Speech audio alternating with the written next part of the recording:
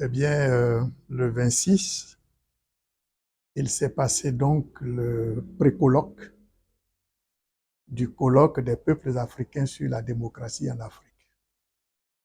Il faut savoir que du 9 au 11 décembre 2024, s'est tenu le lancement officiel et très solennel du COPADA, entendez, colloque des peuples africains sur la démocratie en Afrique. Il s'agissait de présenter le projet qui ambitionne de construire sur la base des expériences des terroirs du continent africain un modèle authentique de gouvernance pour les pays africains. Eh bien, à cette assise, il a été unanimement décidé, pour tenir compte des spécificités, des réalités de chaque terroir, d'organiser donc un pré-colloque comme une prélude de façon à intégrer la synthèse de toutes ces vérités à reverser aux assises, aux grandes assises du colloque qui lui-même se tiendra en août ou septembre 2025 en Éthiopie. Il s'agit donc, ce 26, d'écouter les sachants, les experts, non pas académiques, mais traditionnels, venus des 12 sphères culturelles que le comité scientifique a pu proposer en tenant compte des grands groupes culturels de la Côte d'Ivoire, à savoir les Gou, les Mandés, du nord comme du sud, les Krou et les Akans. Cela a donc donné 12 groupes ethniques représentatifs de notre culture. Et ces experts sont effectivement arrivés. Retenez qu'il s'agit donc là de chefs traditionnels, de rois, de princes, qui sont donc arrivés pour exposer le système et le mode de gouvernance connu et reconnu dans leur région, dans leur tribu, dans leur sphère géographique. Il s'agissait donc de nous dire comment chaque peuple se gouvernait avant la pénétration de l'homme blanc.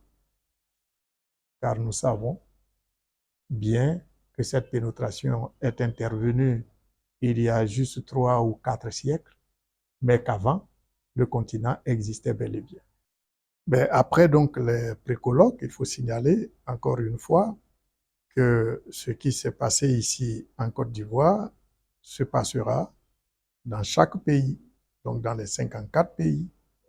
Après quoi, la deuxième grande étape, après celle donc des pré-colloques, sera les assises elles-mêmes. Et comme je viens de le dire, ça sera pour août, septembre, à Addis Abeba, en Éthiopie. Mais comme on le dit, nous étions en devoir de commencer, de montrer l'exemple. Nous venons de le faire.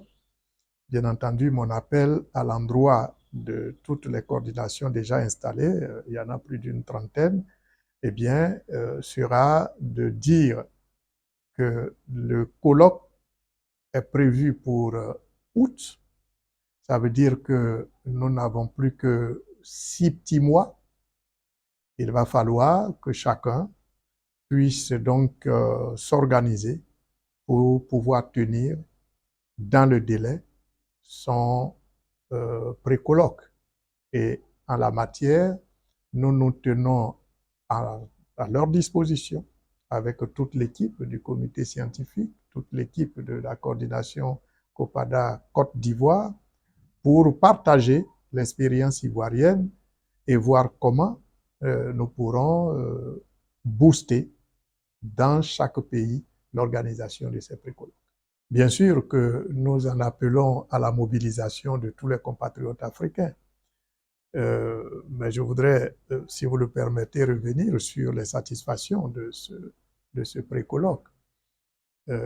Nous avons vu, vous avez vu avec nous la mobilisation de ces têtes couronnées, la mobilisation de ces experts traditionnels. Il faudra compter désormais avec le thème, parce que généralement, quand on parle d'experts, on voit nos professeurs d'université, on voit les chercheurs dans nos instituts. Maintenant, il faut savoir que nous avons des personnalités qui ne sont pas forcément des intellectuels au plan occidental, mais qui le sont dans la connaissance de leur propre société, dans la connaissance de leur civilisation, et qui valent tout autant le titre de professeur, le titre de chercheur.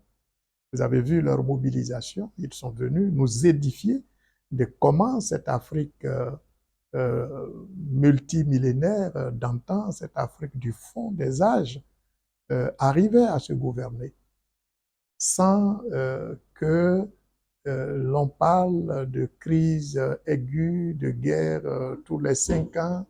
Vous avez vu comment les mécanismes de succession, les mécanismes de choix sont si clairement définis. Vous avez vu comment les forces de la loi étaient si contraignantes et si sacrées au point de rester inviolables des millénaires durant. Ce sont des choses qui nous amènent à nous conforter à l'idée de continuer, à l'idée d'insister. Et quand on met tout ça en regard avec ce que nous connaissons aujourd'hui dans nos pays, ce que nous connaissons même dans notre pays, la Côte d'Ivoire, qui est à quelques encablures d'une échéance électorale, présidentielle, nous comprenons très bien que nous avons intérêt, nous serons bien inspirés de revenir à ces connaissances, de revenir à ces principes pour régler les questions qui sont aujourd'hui posées. Et nous, au COPADA, c'est notre ambition, notre vision, c'est de proposer un modèle de gouvernance, un système démocratique, entendez bien, démocratique, mais puisé de la vérité africaine, puisé de l'expérience africaine, car nous continuons de penser que la démocratie, si tant est qu'elle est vraiment définie comme étant le pouvoir du peuple, eh bien cette démocratie-là a pris sa source dans la toute première civilisation du monde, qui n'est autre que l'Afrique. Voilà pourquoi je veux en appeler aux artisans de ce pré-colloque de rester mobilisés, car ça ne sera pas une dernière. Nous serons en contact, nous continuerons de travailler, nous exporterons, s'il en faut, leur expertise ailleurs, mais il est important que les politiques comprennent que nous ne pourrons pas, dans ce monde en grande décomposition ou en recomposition, nous ne pourrons pas continuer si nous ne revenons pas à notre culture.